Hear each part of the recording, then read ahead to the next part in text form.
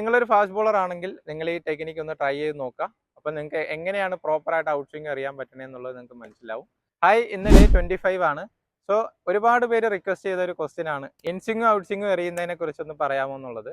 എന്താണ് സ്വിംഗ് എന്നുള്ളത് നിങ്ങൾ ആദ്യം അറിഞ്ഞിരിക്കണം. സ്വിംഗ് എന്ന് പറയുമ്പോൾ ബോളർ ബോൾ ചെയ്യുന്ന സമയത്ത് എയറിൽ ബോളിന് മൂവ്മെന്റ് കൊടുക്കാൻ പറ്റുന്നതിനാണ് സ്വിംഗ് എന്ന് പറയുന്നത്. ഈ സ്വിംഗ് രണ്ട് രീതിയിലാണ് വരിക. നോർമലി ഇൻ സ്വിങ്ങും ഔട്ട് സ്വിങ്ങും ആണ് ഉള്ളത്. ഇതിൽ ഇൻ സ്വിംഗ് എന്ന് പറയുമ്പോൾ എയറിൽ ബാറ്ററിന് നേരെ മൂവ് ചെയ്യുന്ന ബോളുകളെ ഇൻ സ്വിംഗ് എന്നും ബാറ്ററിന്റെ ഹെവി ആയിട്ട് മൂവ് ചെയ്യുന്നതിനെ ഔട്ട് സ്വിംഗ് എന്നും പറയും. ഈ രണ്ട് ടൈപ്പ് ഓഫ് ബോളിംഗ് ആണ് സ്വിംഗ് ബോളിംഗിൽ നമുക്ക് നോർമലി ഉള്ളത്.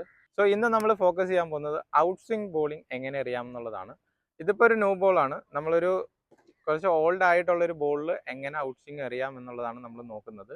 കുറച്ച് ഓൾഡ് ആയിട്ടുള്ള ബോളിൽ നമുക്കൊരു റഫ് സൈഡും ഉണ്ടാവും, ഒരു ഷൈനി സൈഡും ഉണ്ടാവും. സോ ഇതിൽ നമ്മൾ ഔട്ട് സ്വിംഗ് ആണ് നമ്മുടെ പ്ലാൻ എന്നുണ്ടെങ്കിൽ നമ്മുടെ ഷൈനി സൈഡ് എപ്പോഴും നമ്മുടെ ലെഗ് സൈഡിലേക്കായിരിക്കും ഫേസ് ചെയ്ത് നിൽക്കുക. നമ്മൾ ബോൾ ഗ്രിപ്പ് ചെയ്യുന്ന സമയത്ത് നമ്മുടെ സ്വീം പൊസിഷൻ എപ്പോഴും ഫസ്റ്റ് സ്ലിപ്പിലേക്കായിരിക്കണം ഫേസ് ചെയ്യേണ്ടത്. പിന്നെ നമ്മൾ ശ്രദ്ധിക്കേണ്ടത് റിലീസ് ടൈമിലാണ്.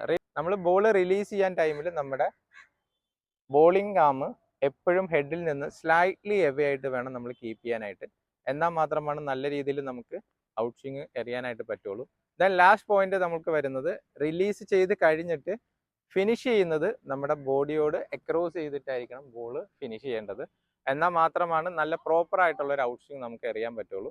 സോ നിങ്ങളൊരു ഫാസ്റ്റ് ബോളർ ആണെങ്കിൽ നിങ്ങൾ ഈ ടെക്നിക്ക് ഒന്ന് ട്രൈ ചെയ്ത് നോക്കാം. അപ്പം നിങ്ങൾക്ക് എങ്ങനെയാണ് പ്രോപ്പറായിട്ട് ഔട്ട് സ്വിംഗ് അറിയാൻ പറ്റണേ എന്നുള്ളത് നിങ്ങൾക്ക് മനസ്സിലാവും.